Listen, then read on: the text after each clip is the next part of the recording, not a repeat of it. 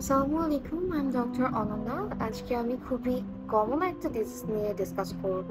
এটা হচ্ছে অ্যাকান্থোসিস নাইগ্রিক্যান্স। তাহলে সবার ফার্স্টে যে জিনিসটা মাথায় আসে সেটা হচ্ছে যে তাহলে অ্যাকান্থোসিস নাইগ্রিক্যান্স জিনিসটা কি? এটা মেইনলি আমাদের স্কিন ফোলস গুলো থিকেন হয়ে যায় অ্যান্ড ডার্ক আর ভেলভেটি একটা অ্যাপিয়ারেন্স দেয়, সামান্য ড্রাইও হয়ে যেতে পারে। এই প্রবলেমটাকে আমরা অ্যাকান্থোসিস নাইগ্রিক্যান্স বলি। এখন আর একটা ইম্পর্টেন্ট কোয়েশ্চেন হচ্ছে যে এই সিমটমস গুলো কোথায় কোথায় অ্যাপিয়ার করে।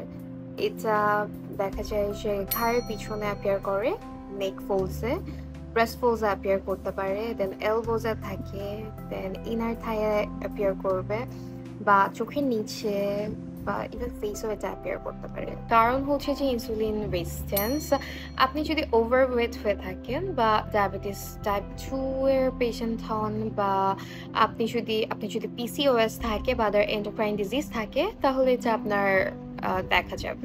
আমরা ইউটিউবে অনেক ভিডিও দেখি যে কিভাবে এসব দাগ দূর হবে, বাট আপনি এভাবে এগুলো ফলো করবেন না, আপনি একজন ডাক্তার দেখাবেন। ডক্টর হয়তো আপনাকে HbA1c বা ফাস্টিং ব্লাড গ্লুকোজ লেভেলটা চেক করতে বলবে, অ্যান্ড আপনাকে যে অ্যাডভাইসটা দিবে সেটা হচ্ছে যে আপনি DWE মেনটেন করে চলবেন, সেটা ডায়েট, ওয়েট অ্যান্ড এক্সারসাইজ।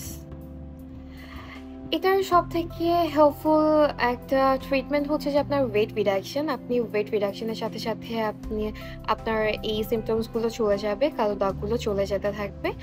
আরেকটা হচ্ছে যে আপনি যদি সুগার একেবারেই কাট অফ করে দেন, দেখবেন 1 মাসের মধ্যে আপনার এটা কমপ্লিটলি চেঞ্জ হয়ে যাচ্ছে। অ্যান্ড রেগুলার এক্সারসাইজ এটা আপনার মেনটেন করতেই হবে। অ্যান্ড স্কিনে কি ব্যবহার করবেন? এখানে আসলে স্কিনের জন্য আপনি ট্রিটিনোইন বা গ্লাইকোলিক অ্যাসিড সাথে সানস্ক্রিনটা আপনি ব্যবহার করতে পারেন, বাট তারপরেও আমি বলবো যে ডাক্তারের পরামর্শ নিয়ে তারপর আপনি এগুলো ব্যবহার করুন। সবাই ভালো থাকেন, সুস্থ থাকেন। নেক্সট কোনো একদিন আরেকটা বিষয় নিয়ে আলোচনা করব। আল্লাহ হাফেজ।